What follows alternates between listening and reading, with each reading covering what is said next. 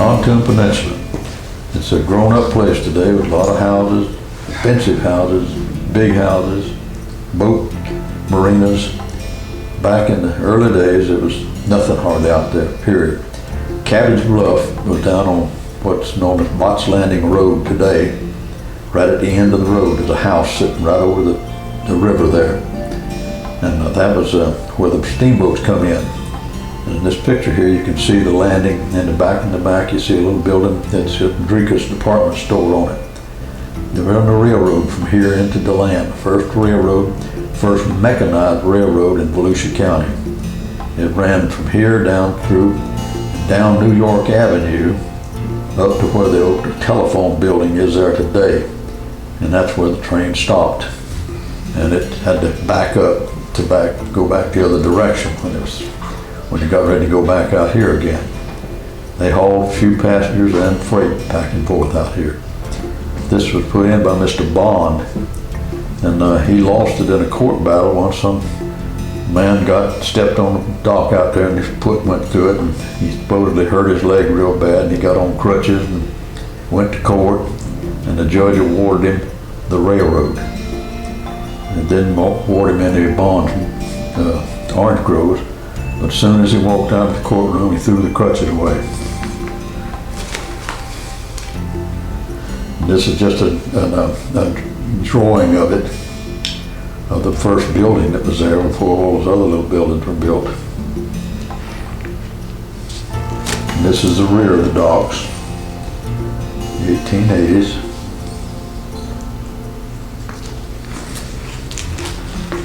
Beersford had some large farms on it, out on the peninsula, and this is an ag demonstration at one of the farms at Love's farm, L-O-V-E-S, just like the word love. Now, Mr. Love had a big cabbage field out there, and he planted a lot of sorghum cane, and this is a demonstration that the agricultural people are having there in the 1920s. And you can see some of the sorghum they grew, how big it was. A very rich soil out there. It would grow stuff real good. Here's a corn patch. Yeah, I don't know whether that's Mr. Love or not. My daddy used to go out there and cut cabbage palms out on the peninsula there to eat. Of course, we call it swamp cabbage. And Daddy was there cutting some swamp cabbage one day, and Mr. Love come up on his horse and said, "What are you doing?" He said, "I'm cutting me some cabbage." He said, "My God, man, you ain't got to do that." He said, "Come up to the farm, I'll give you all the cabbage you want." He said, "That ain't the kind of cabbage this is, sir." I said, "This is the heart out of this palm tree, and what you're talking about is cabbage that grew on the ground. So I thank you for the cabbage offer, but I'll go ahead and cut my cabbage." And grew a lot of celery on his farm there. You can see Lake Beersford out on the right-hand side of this picture, and the celery. Notice the celery had boards around it. They bleached the celery back then. Only the top was green, the rest of it was white. And that didn't stop until the Second World War, when they couldn't get the boards and they couldn't get the labor to put them up.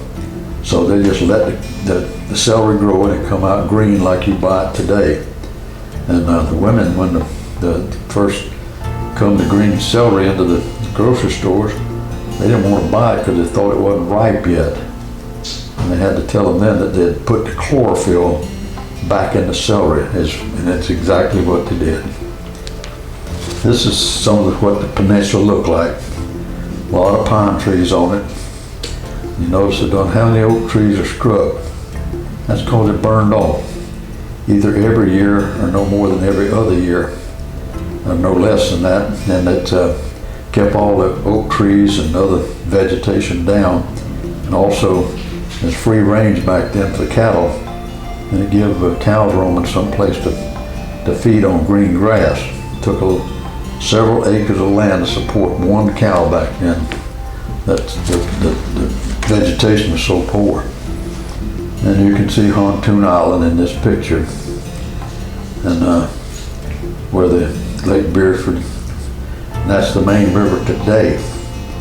The main river, when the county was formed, was on the left-hand side, around through Snake Creek and back in south of Blue Spring.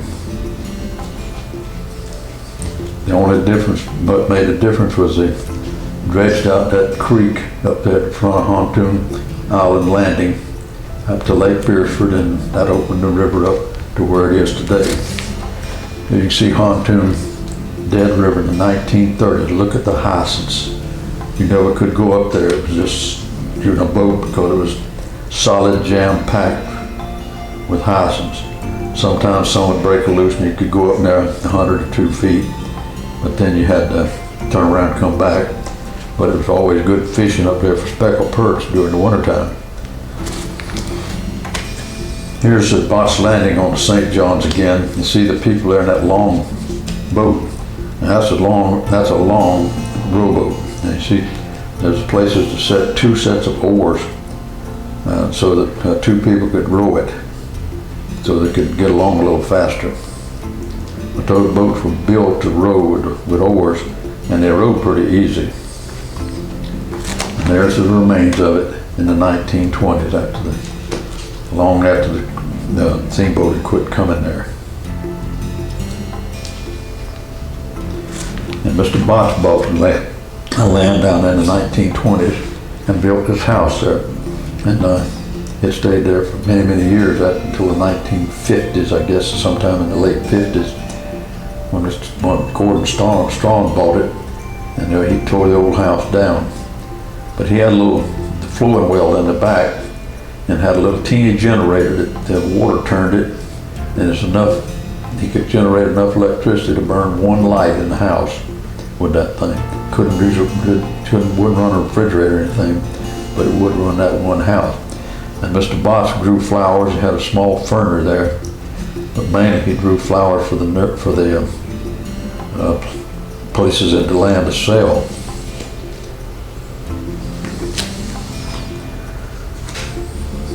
This is just showing where the landing was and around through what's the river today. But you see the black line on the left on the river, that's showing the main river. That's why Volusia County has Hontoon Island in it, because in 1854 that was the main river around on that side, on the west side of the island, which made it be in Volusia County. And there's the little steamer Volusia in the 1870s going around through Snake Creek. You can see why it's called Snake Creek if you look in the background. This is just an artist's drawing of it. This burned at the dock in Jacksonville and never was resurfaced and rebuilt.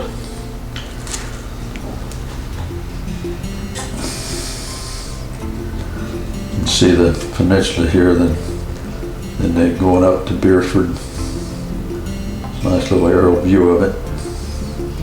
And this little mud lake was there, and it had a creek that run out of it. I guess it run both ways. I'm not sure. There wasn't enough water for a steamboat to go through there. So that's why it was not the main river. It was dredged out, we believe, about 1884.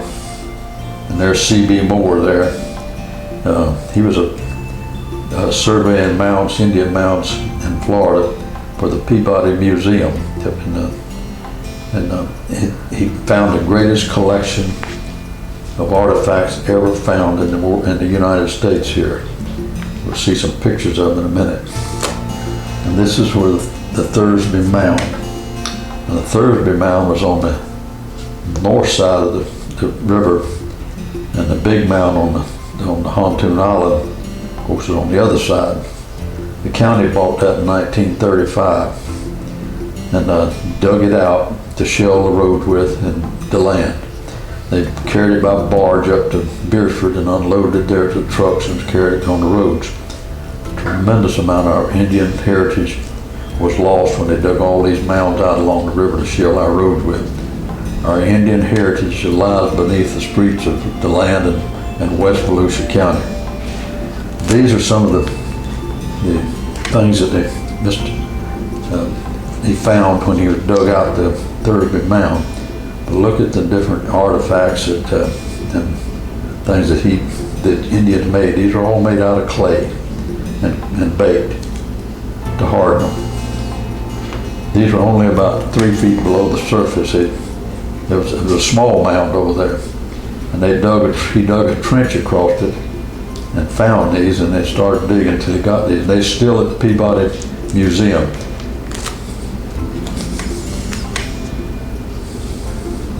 These effigies, some of them you can tell what they were, something like a dog there, and vegetables, things that they would have eaten.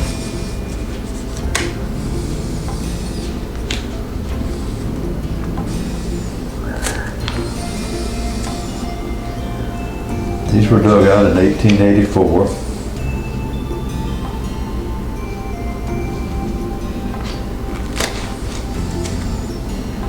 And all sent back up to the Peabody Museum. They had otters, and other types of wildlife in here, as well as cooking utensils and I said vegetables that were there.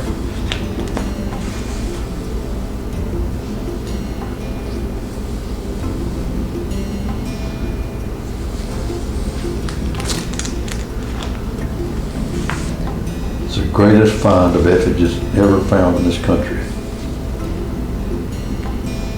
Never found them on the mounds, any other mounds like this. Not in this number. Once in a while they'd find a few, but not very many. Now, Mr. Drika owned the island. There was an orange grove on it, and a packing house. He put a packing house there to pack his oranges and ship them by freight out or by boat. But in the freeze of 1894 and 95, it wiped the orange groves out, and that was the end of the grove business. So they never replanted them, and they turned this building into a place to repair boats. This is another picture across from the peninsula. And Mr. Potman and his family came out there and lived when the city was digging the shell out of there, so that people would steal the stuff off the drag lines and stuff they were using to dig the shell. And this is Freddie, that's the son of Mr. Potman. He was quite a fisherman and hunter. He was one of that says, oh man, you ever seen walk on water? But they were down in Hontoon Island, up Dead River one day fishing. And they drove this big old boat up in there far to get it high, and packed them pretty tight.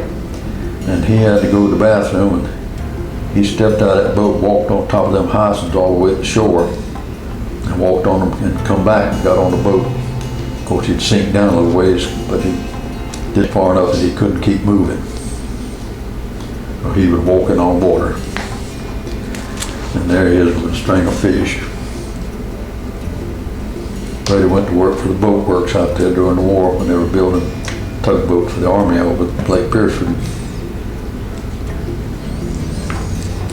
And this is the Potman family. That's Mr. Potman sitting squatted down on the ground, Freddie and his wife and his little boy.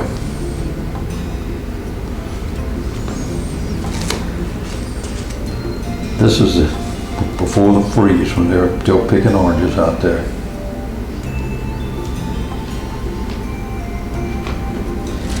And this is a ferry they had across there. You have a ferry today to get across there, but this was the original ferry.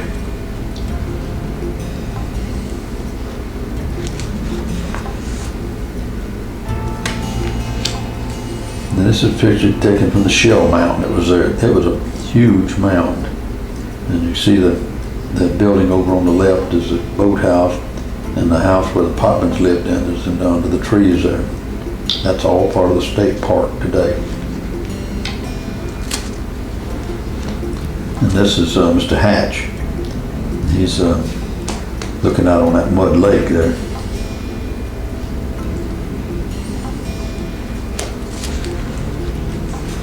There's Freddie Potman on the deck of the boat. Notice he got the curtain let down the front so the water would splash up on the people sitting in there. This is a Cherokee built by Mr. Windhorse, and later was used to pull those shell barges from Hontoon over to Beersford.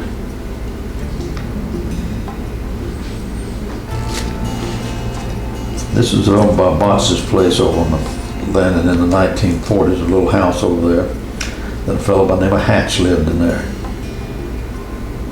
Mr. Hatch was a welder that worked over at the boat works. So Wilson Cypress dug all those canals up and down the river to connect, went over to Hontoon Dead River over to the main river. And this is one of the canals in the 40s, and you can see the hyacinths packed in there. Of course, since then they sprayed them all, and you still can't go through but one of them, really. You might get through the canoe if you drag it a little bit, because so many trees fell across it. This is Shell Creek. It ran around from Boxes around all the way around and comes out at Drager's Mud Lake up there, and it's still, that's open today, and you can see good fishing place. And this is Judge Perkins' place now. It's at Quail Hollow today.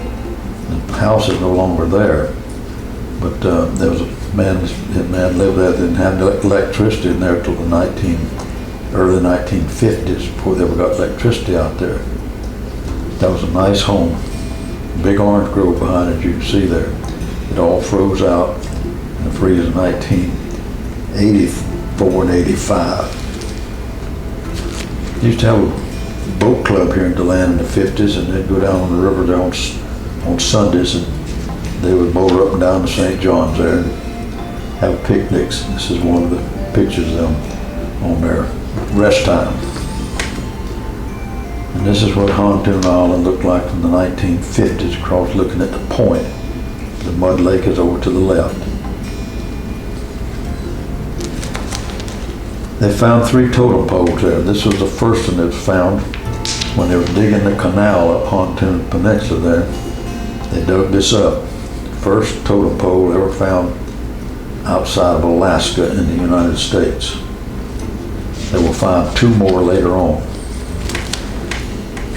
This is Mr. Connell. Him and his son Frank owned the island back in the 40s and the 50s, and eventually sold it to the state of Florida. And this is one of his daughters. She is still living here. Mr. Connell has long since been dead, but he was a night watchman at Stetson University for a number of years. Only person up there, and he'd walk around to his little clock. He'd have to clock in at different stations, and he'd see some of the boys on campus. He'd say, I don't want to see you anymore where I saw you last night. That's all he'd tell him, and he never did either, because they knew not to be caught again. And this is on the island there before the state got it again, looking out across to where all the rental places are today. Mr. Connell had cattle on the island, and this is where he'd drive them down to and into this pen here, and he had a boat with a little barge behind it, and he'd load the cows on there one at a time and carry them across the river there, and put them up in his truck, haul them off. And this is in the 60s. His family's done that old boat sitting there. There's a real good picture or artist drew of that place, painted, I should say, of that place, that old boat sitting there. There's the Cherokee, the one that pulled the barges up to the Pierceford. There it is again at Hontoon.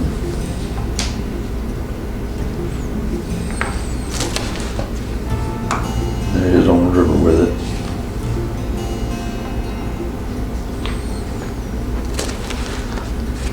And this is after it become a state park. You can see the slips there. It's been redone 1 or 2 times, I know, since those were put in.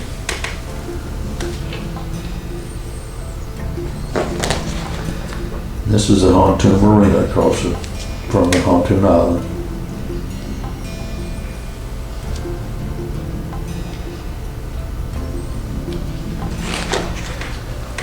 Now, Mr. Dean had a dairy up on the right-hand side just before you get to Box Landing Road coming in to the peninsula. And he first had a dairy out where the Highway 92 leaves 17 over there, where the island, the road went right through where his dairy was. And when the state come in and bought that, and he moved his dairy out here on the Hontoon Peninsula. And there's a picture of Mr. Dean and his cows and his milk barn. And that was a milk place there up until the 1990s, not by Mr. Dean, but by other people. And this is the Lake Beersford Yacht Club and the directors. I won't attempt to name all of them, but the one up top is Dr. Hahn. But you can see this was the beginning of the yacht club. And this is they had a dance in the building there in the 1950s. And there's their first dock out there, and the boat coming up to it, 1948. This is the clubhouse after they completed it. Looking at it from the lake. And this is when they're having, I guess, a dedication or some ceremony there. You see the water tank over in the back. But again, notice that you don't have any brush and scrub, because that was all burned off. This is a party there in the 1950s. It's still a very active yacht club. There's in the 1960s. Look how it's grown up down the road there from what it was originally. This is a Coast Guard auxiliary. It used to be very active here. See the number of people it had that belonged to it. There's some of them in their boats. On the left-hand side of the picture there was my father's boss. He was on the Dodge and Plymouth garage over right now. And he's in the first boat there, the big man in behind the guy with the blue suit on. And this is the Sunshine Fish Camp and Marina, just to the north of the Beersford Yacht Club. It's now been sold, and it's going to become condominiums in there. They had a cruise boat that went out of there and took people all up and down the river there to show them the sights on the river and relate to them the history of the river there. And this is inside that boat. And we went on that boat one day and went around to Snake Creek after they went through there and chopped all the vegetation down that they could. It was a job to get through there, and you can't do it now. It's grown up stuff that's come back so bad. They didn't try to keep it open so that you can't get through that boat now. But this is when we went through on that boat. I won't say it was pretty, but it was nice in there. It's just nothing but swamp. And it's a pristine part of the river because of no housing, no buildings, no nothing. And we had two elderly ladies from New England states on the boat with us. Newspaper reporter, myself, and the captain. And Neesmith, who has since passed away. But it was a chore getting through. They like burnt the motor up through that place. And the ladies said they wanted to come back and rent one of those houseboats. We cautioned not to try this Snake Creek winter. To go someplace else, but not up Snake Creek. You can see how rugged it is through there. Can you imagine a steamboat getting through there?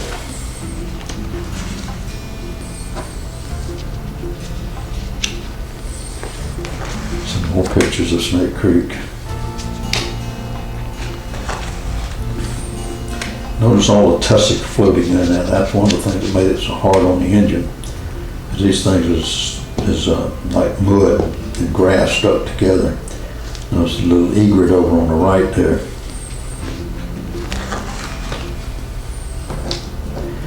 On the right here is Hontoon Island. We're going from the Blue Springs side around to the corner there at Beersford, and that's where we would come out.